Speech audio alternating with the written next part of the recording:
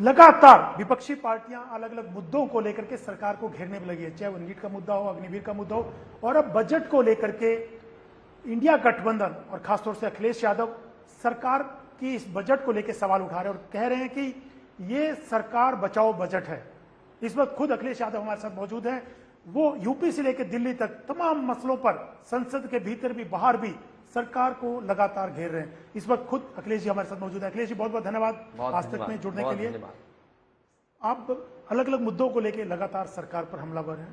पिछले जब से विपक्षी पार्टियां भारी संख्या में लौटी हैं, जीती हैं चुनाव में 2024 के, अब ताजा मुद्दा जो है बजट का है। बजट को लेकर कल से ही आप लोग कह रहे हैं और आप कह रहे हैं कि ये तो सरकार बचाओ बजट है, इसमें बाकी लोगों को कुछ नहीं मिला, सिर्फ 2 राज्यों को छोड़ के। अगर हम बजट को देखें, और अक्सर ये होता है कि जब सरकार बनती है तो बहुत खुशियां होती हैं और कार्यकर्ता नेता बहुत खुशी मनाते हैं। बीजेपी खुद इस बात को महसूस करती होगी कि जब पहली बार उनकी सरकार बनी थी, इतनी धूमधाम, खुशियां, मिठाई, सब कुछ बटा था, और जब दूसरी बार सरकार उनकी बनी, उससे ज़्यादा खुशियां लोगों ने मनाई और भारतीय जनता पार्टी के कार्यकर्ताओं ने ढोल नगाड़े लगा करके बजाया। लेकिन वजह क्या है कि तीसरी बार जब सरकार बनी तो उतनी खुशियां नहीं आई, और इसी तरह ये बजट है। हालांकि तीसरी बार के सरकार का पहला बजट है, 11वां बजट है, और जो खुशी, जो उत्साह, जो पॉजिटिविटी आनी चाहिए थी वो नहीं दिखाई दे रही है। ये बजट कम, चपत ज़्यादा लग रहा है। बजट के साथ चपत लगा दी गई है, और खासकर उत्तर प्रदेश के लोग निराश हैं, क्योंकि जिस तरीके से उत्तर प्रदेश देख रहा था कि उत्तर प्रदेश को सबसे ज़्यादा लाभ मिलेगा, भेदभाव नहीं होगा, क्योंकि डबल इंजन की सरकार है वहाँ, दिल्ली में भी उनकी है, यूपी में भी वही है, लेकिन इधर कुछ देखने को नहीं मिल रहा है। अगर हम आंकड़े देखें, कहने को तो सरकार कहती है कि हम 5th लार्जेस्ट इकोनॉमी बनने जा रहे हैं, और अगर 5th लार्जेस्ट इकोनॉमी आप बन रहे हैं तो इतने बड़े पैमाने पे बेरोजगारी क्यों? और फिर 10 साल जो आपके फैसले थे उसने बेरोजगारी बढ़ाई है, और आज जो आप रोजगार देना चाहते हैं वो रोजगार ऐसे नहीं कि सम्मान प्राप्त मिलेगा नौजवानों को, सम्मानजनक रोजगार नहीं है। आप क्या कह रहे हैं कि 5,000 की नौकरी आपको मिलेगी, और तब आप कह रहे हैं, जब सरकारी कर्मचारी ये कह रहे हैं कि 8वां वेतन आयोग लागू होना चाहिए, क्योंकि जिस तरह महंगाई है 8वां वेतन आयोग आना चाहिए और उनकी वेतन और सुविधाएं बढ़नी चाहिए। तो सोचिए, आज की महंगाई में आप 5,000 की नौकरी देना चाहते हैं, और तब जब आप लगातार सरकार में हैं तो 10 साल से सरकार में आपने बेरोजगारी बढ़ाई, बेरोजगारों की संख्या बढ़ाई, अब आप सम्मानजनक रोजगार भी नहीं दे पा रहे हैं। आप 5,000 की नौकरी देना चाहते हो, इसलिए बजट नहीं है, ये बजट के साथ साथ चपत लगी है। लेकिन आप यूपी की बात कर रहे थे अखिलेश जी, यूपी के साथ तो इनकी सरकार है, क्यों वहां पे अनदेखी की गई? क्या वजह है? आपने कहा सुबह, आप लगातार बोल रहे हैं कि वहां पे, क्योंकि योगी नाम तो नहीं लिया आपने, लेकिन एक तरह से कहा कि वहां पे अनदेखी की गई है क्योंकि जो माहौल चल रहा है उसकी वजह से ऐसा किया गया। मुझे लगता है कि उत्तर प्रदेश की सरकार ने कुछ मांगा ही नहीं होगा, और अगर कुछ मांगा होता तो शायद दिल्ली की सरकार उन्हें निराश नहीं करती। मान लीजिए बिहार को पैकेज मिला है, और बिहार को इसलिए पैकेज मिला है क्योंकि उन्हें सरकार चलवानी है बिहार के सांसदों से सहयोग लेकर के। अब बिहार की बाढ़ रोकने के लिए पैसा है, तो अगर बिहार की बाढ़ रोकनी है तो भारत सरकार को नेपाल सरकार से बात करनी पड़ेगी, नेपाल अपना पानी रोके या नियंत्रण करे, और वहीं बिहार की बाढ़ को रोकने के लिए उत्तर प्रदेश का भी सहयोग करना पड़ेगा, क्योंकि जो पानी नेपाल से आता है, जो उत्तर प्रदेश का पानी बहता है, वो सब बिहार में चला जाता है, वही कारण बाढ़ का बनता है और उनका अपना पानी भी होता है। और योगी जी ने क्यों नहीं मांगा होगा बजट? आप ये तो मैं नहीं कह सकता हूं कि उन्होंने विशेष पैकेज क्यों नहीं मांगा, या विशेष योजनाओं के लिए पैसा क्यों नहीं मांगा, या उन्हें विशेष पैकेज क्यों नहीं दिया गया। उदाहरण के लिए, क्योंकि मैं जब वित्त मंत्री जी का भाषण सुन रहा था तो उसमें ये कहा जा रहा था कि बक्सर से लेकर के भागलपुर तक एक्सप्रेस वे बनेगा, लेकिन वहीं वित्त मंत्री जी ये भूल गई कि एक पूर्वांचल एक्सप्रेस वे जिसका प्रधानमंत्री जी ने उद्घाटन किया था, अगर उसी पूर्वांचल एक्सप्रेस वे को आप बक्सर से जोड़ दें तो शायद भागलपुर से लेकर के दिल्ली तक आपको सीधा रास्ता मिल जाएगा। अब ये 25 किलोमीटर सड़क कौन बनाएगा? क्योंकि जो ये एक्सप्रेस वे समाजवादी सरकार में अलाइनमेंट और बना था वो पखनपुरा तक बना था, एक गांव है गाजीपुर में, पकनपुरा तक वहां पर बना करके छोड़ दिया था, क्योंकि मानक ये कहता है कि अगर आप एनएचआई की सड़क से जोड़ते तो आप टोल रोड नहीं बना सकते थे। तो अब बीच का जो 25 किलोमीटर का हिस्सा है, दिल्ली सरकार भी बनाना नहीं चाहती, उत्तर प्रदेश की सरकार मांग नहीं रही है।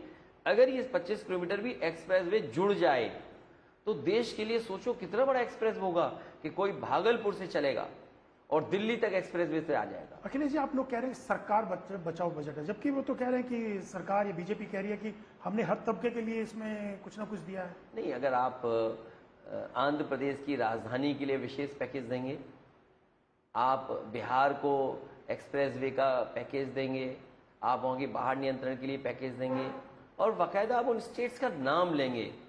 उत्तर प्रदेश का तो एक बार नाम नहीं लिया गया स्टेट का, तो जो सांसद बैठे हैं समझ में तो यही आएगा कि उनको खुश करने के लिए बजट बनाया जा रहा है, उनको खुश करने के लिए बजट दिया जा रहा है।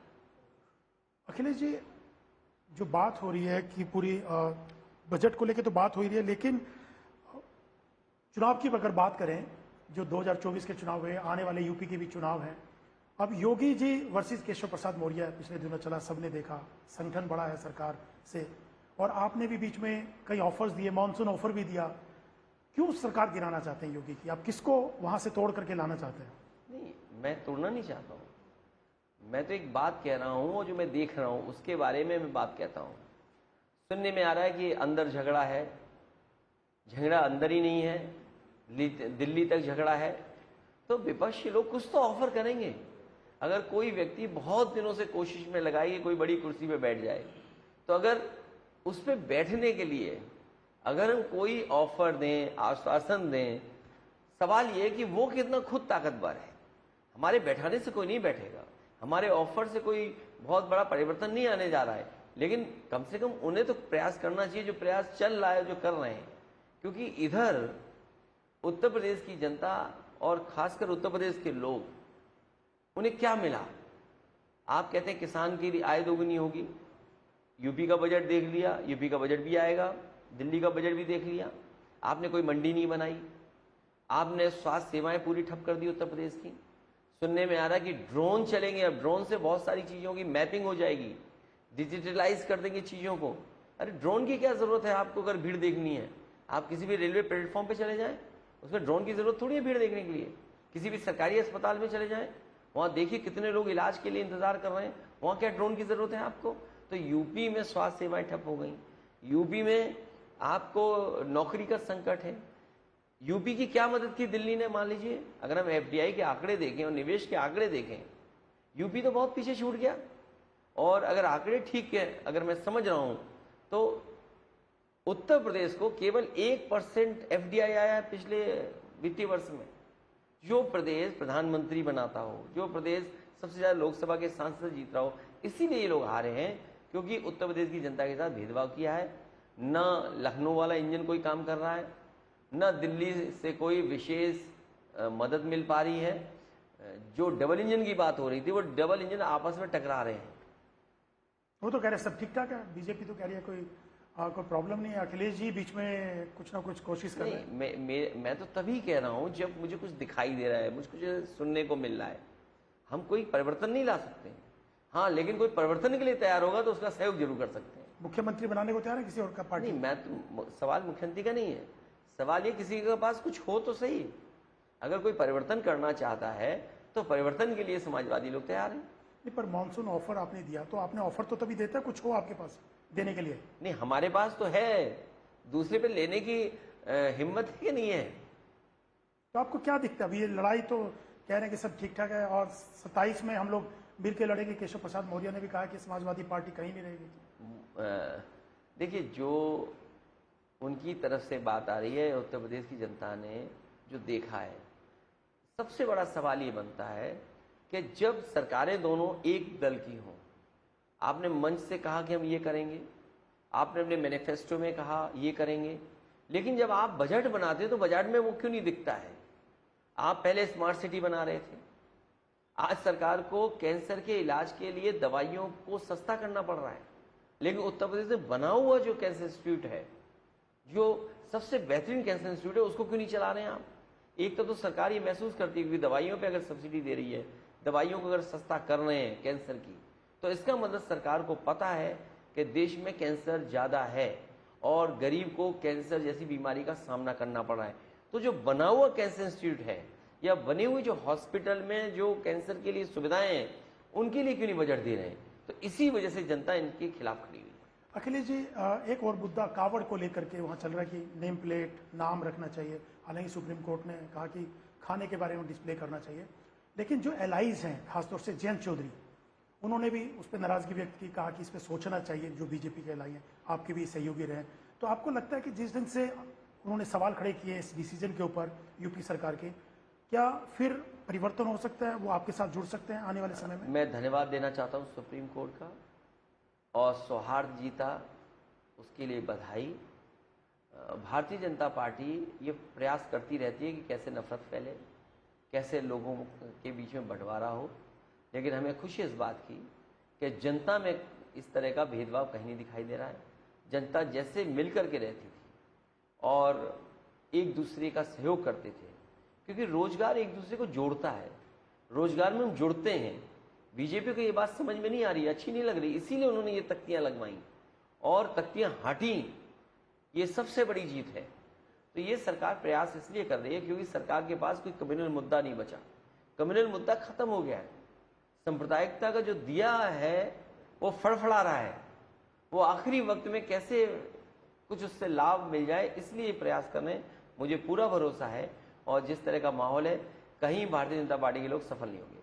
जयंत चौधरी को लेकर सवाल था, क्या आपको लगता है, उम्मीद है कि जिस ढंग से सवाल उठाया जा रहा है कुछ कुछ मुद्दों को लेकर, वो दोबारा आपके साथ जुड़ सकते हैं, आप उनको लेंगे साथ में? राजनीति में किसकी क्या मर्जी है मैं क्या जानूं?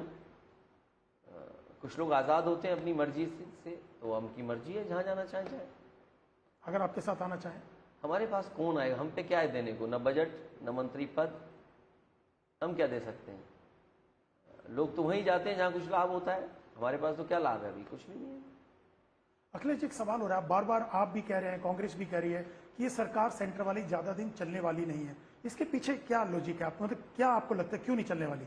वो तो कह रहे हैं कि हम बहुत मजबूत हैं, एनडीए की सरकार है, एनडीए मिलकर चुनाव लड़ी थी और एनडीए को बहुमत मिला और 5 साल का पूरा एजेंडा लेके चल रहे हैं वो लोग। ये ठीक कहा आपने, ये चलने वाली सरकार नहीं, ये गिरने वाली सरकार है। कब गिर जाए पता नहीं। और खुशियां मनती हैं। तीसरी बार जब सरकार बनी उतनी खुशी नजर नहीं आई जितनी पहले खुशियां हुआ करती थी। और आज बहुमत की सरकार नहीं है। आप पैकेज दे करके, आप कुछ दे करके आप जोड़ के रखें लोगों को, तो ये तो जनता देख रही है। और फिर नया क्या है? नया कुछ है नहीं सरकार के पास। अगर कुछ नया किया होता तो नया आगे बढ़ता हुआ दिखाई देता। इसी सरकार ने महंगाई बढ़ाई, इसी सरकार ने बेरोजगारी बढ़ाई, इसी सरकार में किसान आत्महत्या कर रहा है। कोई कल्पना कर सकता है लाखों किसानों ने आत्महत्या की हो, और फिर आप कहते हो किसान खुशहाल है? आप ही ने सपना दिखाया कि आय दोगुनी कर देंगे। आप 500 रुपए का सम्मान दे रहे हैं किसान को। क्या आज की महंगाई में 500 रुपए है? और फिर जो किसान बटाई पे खेती करता है, क्या उसको आप लाभ पहुंचा रहे हैं? आप उसको तो नहीं सम्मान दे रहे हैं। तो आज भी किसान के साथ साथ जो आबादी ज्यादा है, वो बटाई वाला किसान प्लस मजदूर की आबादी ज्यादा है, उसको क्या दे रही है सरकार? लेकिन किस बेसिस पे आप कह रहे हैं कि सरकार ज्यादा दिन चलेगी नहीं, गिर जाएगी? अरे आप देखिए ना, बजट किसको मिल रहा है? जो साथ दे रहे हैं, जो संघ हैं, उनको ज्यादा बजट मिल रहा है, तो वो तो खुश है। तो अच्छी बात है। अगर कोई दूसरा कभी दल तैयार हो गया, उससे ज्यादा ऑफर दे दिया, तो क्या आप रोक पाओगे? नहीं तो क्या आप किसी का टच में हैं? कोई आप? मैं किसी के टच में नहीं हूं, मैं बस आपके टच में हूं। मैं किसी के टच में नहीं रहता। तो फिर कैसे आप दावा कर रहे हैं? नहीं, दावा नहीं कर रहा मैं। जो काम करने का तरीका नजर आ रहा है या जो फैसले दिखाई दे रहे हैं, इससे लग रहा है कि बहुत ज्यादा मजबूत सरकार नहीं है और कुछ सरकार नया नहीं कर पा रही है। तो जनता भी तो देख रही है कि कुछ सरकार के बजट में भी नया नहीं है। तो कैसे आप फेस करेंगे जनता में? डेमोक्रेसी में सबसे बड़ी जनता है, और जनता के बीच में अगर आपका कोई मैसेज स्ट्रांग नहीं जा रहा है, तो इसका मतलब आप कमजोर हैं। आप सोचिए, अभी बंबई में जब नौकरी निकली तो 25,000 नौजवान पहुंच गया। बताओ, छोटी सी नौकरी के लिए।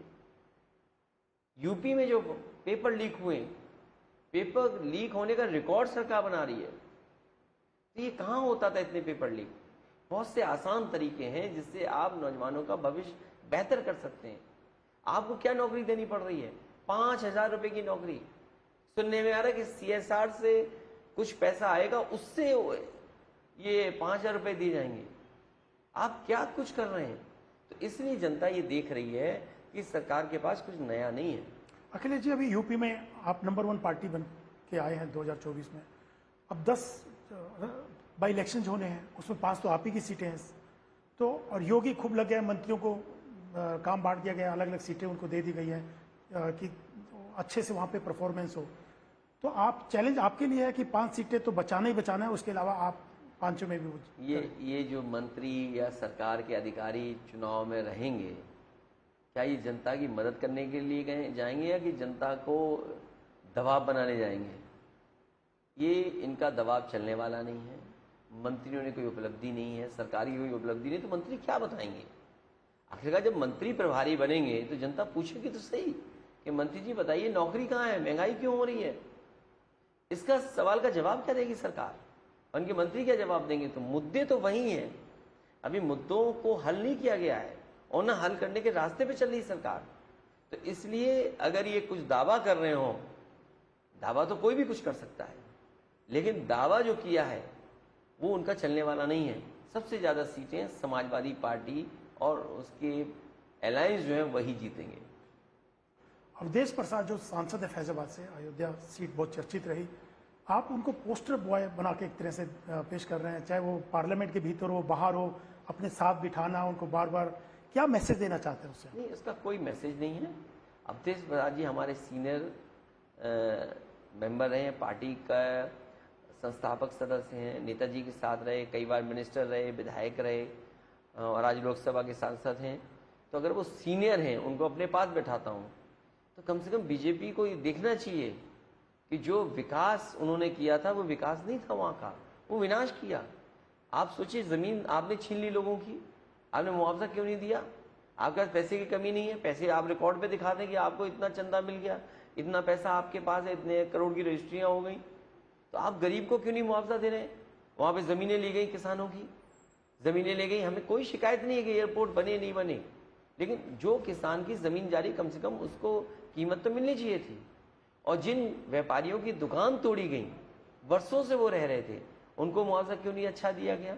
और फिर तमाम गरीब समाज के लोग और पीड़ित परिवार के लोग जो अपने भैंस गाय जानवर लेकर के सदियों से रह रहे थे, आपने उन्हें वैसे ही खाली करा लिया, कोई मुआवजा नहीं दिया। तो ये जो पाप पड़ा है उसकी वजह से हारे हैं आप। जो लोगों ने गुस्सा दिखाया, अपना गुस्सा वोट के माध्यम से दिया उन्होंने। अखिलेश जी, आप केंद्र की पॉलिटिक्स में अब कर रहे हैं, केंद्र में आ गए हैं, तो स्टेट की पॉलिटिक्स में क्या 2027 में कोई नया चेहरा दिखाई देगा मुख्यमंत्री के तौर पे? दावेदार उम्मीदवार दिखाई देगा? ये पीडीए से होगा या आपके चाचा शिवपाल जी भी हैं, बहुत सारे सालों से वो संगठन में रहे, विपक्ष के नेता भी रहे, तो क्या अब आप विपक्ष की राजनीति वहां कोई और करेगा? ये कुछ आप नहीं सेंटर की पॉलिटिक्स करेंगे? ये सेंटर स्टेट का नहीं होता है, स्टेट सेंटर पॉलिटिक्स तो एक ही होती है, चाहे स्टेट हो सेंटर हो। और लक्ष्य हमारा ये है कि समाजवादियों की सरकार बने और पुनः उत्तर प्रदेश विकास के रास्ते पर चले। अखिलेश जी, 2 लड़के चर्चा रही, राहुल गांधी और आपकी, यूपी में भी इलेक्शन में भी, बीजेपी भी सब तमाम सवाल उठाती थी, कटाक्ष किए जाते थे, तो पार्लियामेंट के भीतर भी 2 लड़के, उनकी जोड़ी साफ तौर से दिखाई देती है, इक्वेशन साफ तौर से दिखाई देता है। तो इस इक्वेशन के बारे में आप बताइए, क्या आगे भी रहेगा 2027 तक? जीत करके आए हैं, साथ बैठ रहे हैं और आने वाले समय में राजनीतिक परिस्थितियां और बेहतर करेंगे। 27 में भी साथ रहने वाले हैं? राजनीतिक परिस्थितियां और बेहतर करेंगे, साथ होंगे, साथ नहीं होंगे, साथ लेके चलेंगे, गठबंधन करेंगे, ये तो समय के हिसाब से चीजें चलती है। अखिलेश जी, राहुल गांधी विपक्ष के नेता बने, उन्होंने कहा मैं एक दल का नहीं बल्कि पूरे विपक्ष को साथ लेके चलना चाहता हूँ, उन सबका नेता हूँ। तो राहुल गांधी विपक्ष के नेता के तौर पे कैसे आंकलन करते हैं आप? नहीं, तो अच्छी बात है, उन्होंने जिम्मेदारी ली है और जिम्मेदारी निभा रहे हैं, ये सबसे बड़ी बात है, जिम्मेदारी लेना और जिम्मेदारी निभाना। नहीं, आप जो एक नए रूप में दिखाई दे रहे राहुल गांधी, उसको कैसे आप? तो अच्छी बात है, मैं वही तो कह रहा हूँ कि जो जिम्मेदारी ली है और जिम्मेदारी निभाने का जो काम कर रहे हैं, ये बड़ी बात है। और फिर लोकसभा में जो सत्ता में पिछले 10 साल से हैं, उनको फेस करना, ये बड़ी जिम्मेदारी है। आपकी और राहुल गांधी की एक साथ उपस्थिति क्या इंपैक्ट डालती है विपक्ष को, अगर विपक्ष की दृष्टि से? दोनों दल अच्छा जीत करके आए हैं और हमारे कई सहयोगी दल हैं, बहुत अच्छी सीटें जीत करके आए हैं। कुछ सीटों से तो सरकार बनते बनते रह गई। कुछ सीटें और होती तो सरकार कोई और होती, नई सरकार होती। अखिलेश जी, एक सवाल और, महाराष्ट्र में भी जैसे मध्य प्रदेश विधानसभा चुनाव में आपने चुनाव लड़ा, कांग्रेस से आपने कुछ सीटें मांगी थी, नहीं दी गई। महाराष्ट्र में भी ये हो रहा है कि आप चाहते हैं कि आपको सीटें दी जाए और साथ मिलकर चुनाव लड़ें, और हरियाणा में भी कई जगह आप लोग ऐसा दावा कर रहे हैं। अगर गठबंधन से सीटें नहीं मिलती तो क्या अलग से चुनाव लड़ेंगे आप लोग? उस पर अभी कोई पार्टी ने विचार नहीं किया। लेकिन चुनाव लड़ेंगे आप लोग? उस पर पार्टी ने कोई विचार नहीं किया है। समाजवादी पार्टी की कोशिश रहेगी कि साथ रह करके लड़ें और भारतीय जनता पार्टी को हटाएं और भारतीय जनता पार्टी के सहयोगी दलों को हराएं। लेकिन प्रेजेंस रहेगी आपकी हर स्टेट में? आप कोशिश रहेगी, जहां हमारी पार्टी का संगठन है, जहां हमारी पार्टी के पास नेतृत्व है, वहां तो रहेगा। स्वाभाविक है कि महाराष्ट्र में हमारी पार्टी के पास 2 MLA हैं, पहले भी कई बार चुनाव लड़ चुके हैं, हरियाणा में भी चुनाव लड़ चुके हैं। तो ये परिस्थितियों के हिसाब से जब चुनाव आएगा तो आपको जानकारी मिल जाएगी। मतलब अगर साथ नहीं मिलता है, साथ मिलकर नहीं लड़ते तो अलग भी लड़ सकते हैं? नहीं, ये अभी कोई विचार नहीं किया है। इन चुनाव के बारे में अभी समाजवादी पार्टी में कोई चर्चा नहीं हुई है। बहुत बहुत धन्यवाद अखिलेश जी, हमसे समय देने के लिए आपका बहुत बहुत धन्यवाद। Thank you so much. ये थे अखिलेश यादव, जिन्होंने यूपी से लेकर दिल्ली तक की तमाम राजनीतिक मुद्दे और पॉलिटिक्स पर चर्चा की। अभी के लिए बस इतना ही। बाकी खबरों के लिए देखते रहिए आज तक।